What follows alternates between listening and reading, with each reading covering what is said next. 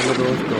जब भी बारिश आती है तो वह अपने साथ लाती है खतरनाक बिजली को। आसमानी बिजली चमकना या गिरना एक आम घटना है जो अक्सर बारिश के समय होती रहती है। लेकिन क्या आप जानते हैं, एक बार आसमान में चमकने वाली बिजली में लगभग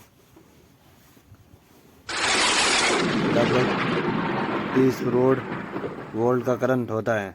जो आप जानते हैं, हमारे घर में बिजली आती है उसमें 220 वोल्ट का करंट होता है।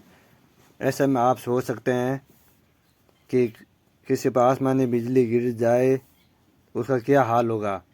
सरकार रिपोर्ट के अनुसार भारत हर साल 2500 लोग जान गंवा देते हैं आसमानी बिजली गिरने से। इसी में आपको यह जानना चाहिए कि आसमान से बिजली कैसे गिरती है और कैसे आपको बिजली गिरने से बच सकते हैं। आखिर यह बादलों के बीच बिजली कैसे बनती है, चलो ये वीडियो शुरू करते हैं।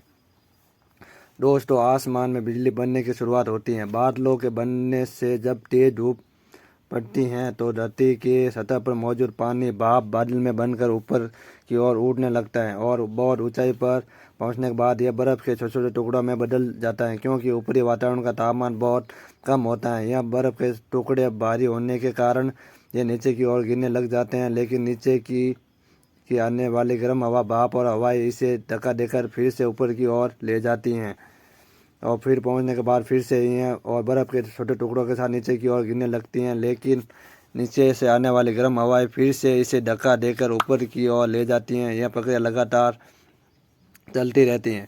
इस प्रक्रिया में बर्फ़ के टुकड़ों और गर्म भाप के बीच में लगातार रगड़ होती रहती है, जिस वजह से घर्षण लगातार बढ़ता रहता है। इसे समझने के लिए आप एक प्रयोग कर सकते हैं। इसके लिए आप कोई कांच या प्लास्टिक की चीज़ लें और उसे कोई सूखे कपड़े या बालों में कुछ समय के लिए घिसे और उसे कांच के टुकड़े के पास ले जाए। आप देखेंगे कि कांच के टुकड़े उस पर चीज़ पर चिपक जाएंगे। यह इसलिए हुआ क्योंकि इस अपने उस चीज़ को कपड़े के साथ रगड़ा तो इसमें विद्युत आवेश आ गया। ठीक इसी प्रकार बादलों में भी घर्षण के कारण लगातार विद्युत आवेश बनता रहता है और जैसे जैसे बादलों का आकार बढ़ता जाता है उसके साथ साथ विद्युत आवेश की मात्रा भी बढ़ती जाती है। धनात्मक विद्युत आवेश बादलों के ऊपरी ओर इकट्ठा होता रहता है और ऋणात्मक विद्युत आवेश बादलों के नीचे की ओर। आपको यह पता होना चाहिए कि धरती की ऊपरी सतह पर धनात्मक आवेश होता है। और अब इसे महत्वपूर्ण बात, अगर आप में विज्ञान पढ़ी हो तो आपको पता होगा कि हवा एक चालक होता है। विद्युत का चाहे बादलों में कितना भी चार्ज बनता रहे वह वहाँ ही रहता है। लेकिन जब बादलों का आकार बहुत ज़्यादा बढ़ जाता है तब वह पानी को संभाल नहीं पाती हैं और बारिश की बूंदें गिरती हैं, जिस वजह से हवा में नमी की मात्रा बढ़ जाती है, जिससे हवा का बैकग्राउंड वोल्टेज तेज कम हो जाता है और वह हाई वोल्टेज का एक कुचालक की तरह काम करने लगती है। जिससे आप पता होगा कि ऑपरेटिंग चार्ज एक से दूसरे की तरफ आते हैं। इसलिए जैसे जैसे ही बारिश होती है बादलों का मौजूद नेगेटिव चार्ज और पॉजिटिव चार्ज की में धरती की ओर बढ़ने लगता है।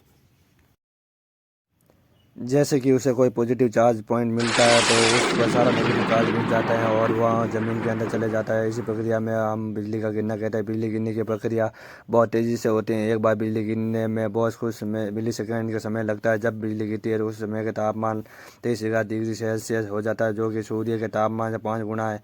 एकदम से आए तापमान में चेंज की वजह से 100 यूनिट पैदा होती है, जो कि बिजली के गड़गड़ाहट के रूप में सुनाई देती हैं। यह ऐसा है कि आपको कोई लोहे की चीज़ गर्म अचानक पानी में डाल दे तो उस पर तेज़ आवाज़ आती है। तो बारिश के समय ज़्यादातर बिजली पहाड़ों और नदियों तालाबों में गिरती हैं, इसलिए बरसात के समय इन सरोवर न जाए। इसके अलावा बिजली गिरने का खतरा सबसे ज़्यादा पेड़ों और लोहे के खंभों पर होता है, इसलिए भूल कर भी बरसात के समय पेड़ और खंभों के नीचे खड़ा न हो। और अगर आप बारिश के समय मोबाइल की बात करते हैं या इंटरनेट चलाते हैं तो आपको डरने की बिल्कुल ज़रूरत नहीं है, क्योंकि मोबाइल के नेटवर्क बिजली को अपनी ओर खींच नहीं सकता। अगर आपने ऐसा सुना है कि मोबाइल चलाते समय बिजली गिरती है तो वह कल्पना है। इसके अलावा आप खुले मैदान में फंस जाते हैं, आपके पास कोई भी चीज़ नहीं है तो आपको बिजली गिरने का खतरा बहुत ज़्यादा है, क्योंकि बिजली खुले मैदान में सही रास्ता बना लेती है, शॉर्ट रास्ता बना लेती है।